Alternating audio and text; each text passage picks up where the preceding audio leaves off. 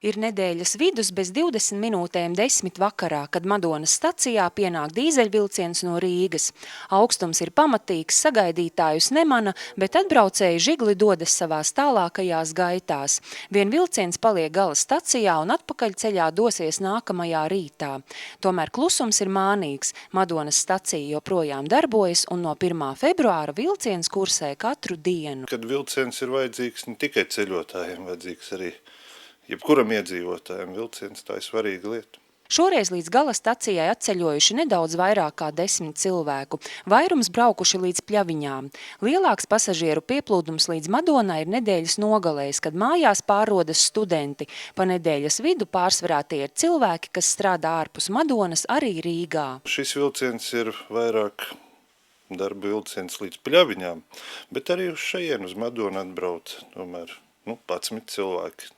Priekš šo augsto laiku tas arī daudz, man liekas. Vairāk varētu būt piekdienās, teiksim, no Rīgas, teiksim, kad studenti skolēni brauc mājās, un, teiksim, arī tie, kas strādā varbūt Rīgā, kaut kur vairāk darbiņš atrast, tad viņi vairāk brauc mājās piekdienās, un atkal pirmdienas rītos, teiksim, vairāk brauc atpakaļ, Bet arī pa darbdienas vidu, ir cilvēki, Nav jau tā kā agrāk, ka bija pilni vilcieni, tā nav nekur.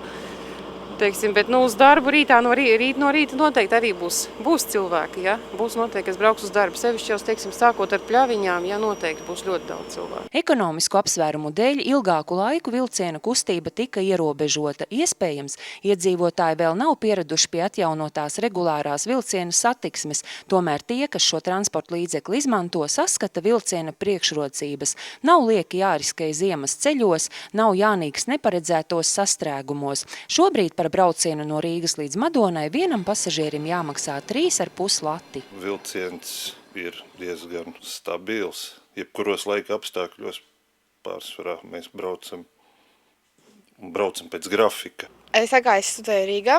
Es vilcienu izvēlos kā transporta veidu, kā nokļūt mājās, jo es uzskatu, ka tas ir drošāk un tas ir lētāk nekā ar autobusu.